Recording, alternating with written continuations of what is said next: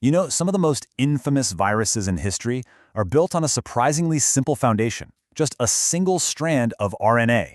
They're basically microscopic hijackers. And what's wild is that a lot of them are working from the same fundamental playbook to take over our cells.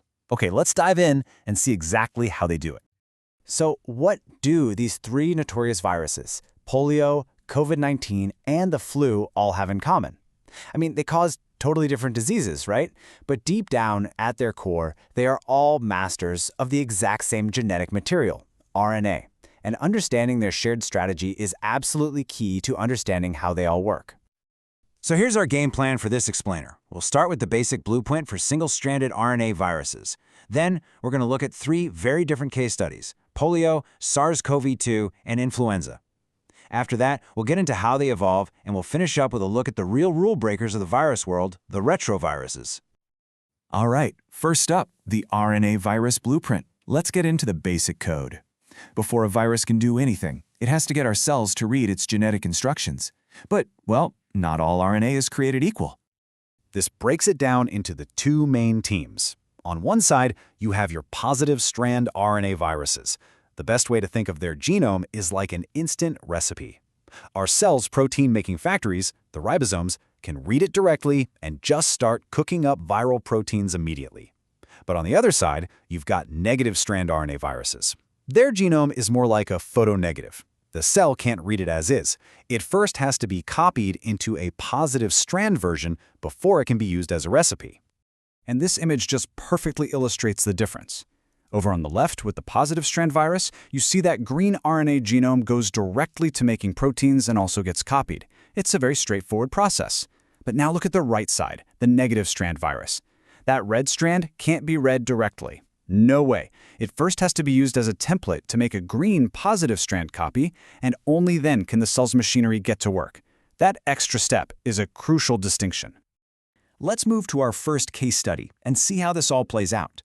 We're going to start with poliovirus, the classic hijacker. It is a perfect example of a positive-strand RNA virus in action. So here's the game plan. The poliovirus attaches to a host cell and injects its positive-strand RNA right into the cytoplasm.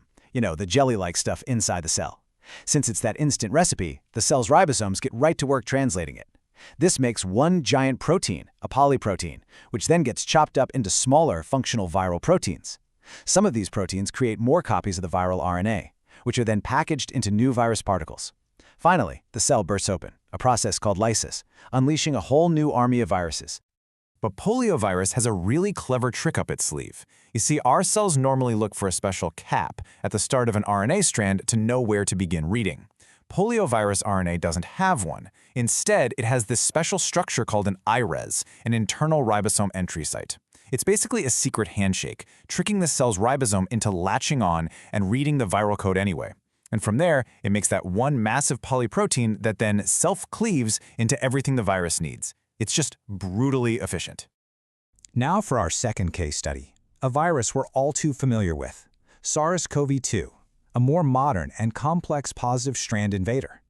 So here's the structure of the SARS-CoV-2 particle. It's an enveloped virus, and those red proteins dotting the surface are the now famous spike proteins. These are absolutely essential for the virus's main strategy, getting inside our cells in the first place. So how it gets in is crucial. The spike protein acts like a key shaped to fit a specific lock on our respiratory cells, a receptor called ACE2.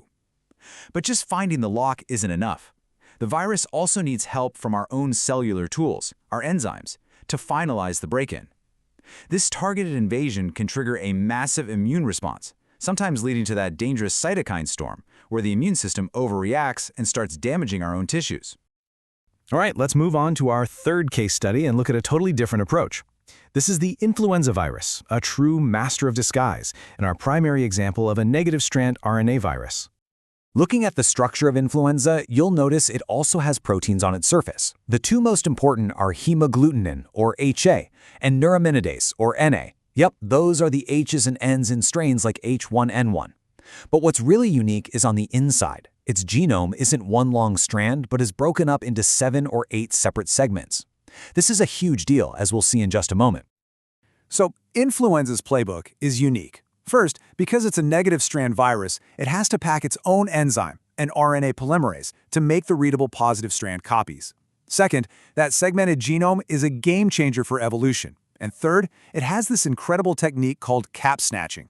Remember how polio worked around not having a cap? Well, influenza just steals one. It literally snips the identifying cap off of one of our cell's own messenger RNAs and sticks it onto its own. It's a perfect disguise to trick the cell into making viral proteins. And that brings us to how these viruses, especially influenza, manage to stick around. This is all about evolution, and it's why the flu comes back every single year. This slide shows the two main ways influenza evolves. On the left, you have antigenic drift.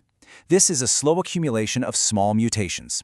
Think of it like a spy slowly changing their disguise over time. A new hat here, a different coat there. On the right is antigenic shift. This is a sudden, major change. It's like the spy completely swapping their costume for a new one. This happens when different flu viruses infect the same cell and swap their segmented genomes, creating a brand new hybrid subtype. So, to put it plainly, antigenic drift is responsible for the seasonal flu. Those minor changes mean our immune system doesn't recognize the virus as well as it did last year, so we need a new vaccine. Antigenic shift is much more dramatic. This is what can cause pandemics. When a radically new combination of HA and NA proteins appears, nobody's immune system has seen it before, allowing it to spread rapidly. This is most common in influenza A. For our final section, we're looking at a group of viruses that don't just use a different playbook, they seem to break the fundamental rules of biology. These are the retroviruses. What you're looking at here is biology working backwards. For decades, the central dogma was that genetic information flows one way, from DNA to RNA to protein. Retroviruses completely flip that on its head. They carry an enzyme called reverse-transcriptase, which does something remarkable. It reads their RNA genome and writes it back into DNA. Here's the invasion plan in 3 steps. First, the virus infects a cell. Second, reverse transcriptase gets to work, converting the viral RNA into DNA. But the final step is the most insidious.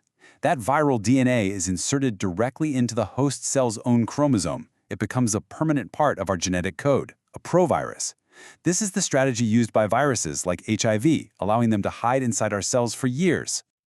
This all leads to one final, critical question. From the simple efficiency of polio to the constant reinvention of influenza and the rule-breaking of retroviruses, we see a relentless engine of adaptation. So, in this endless race between viral evolution and our own scientific innovation, who is truly adapting faster?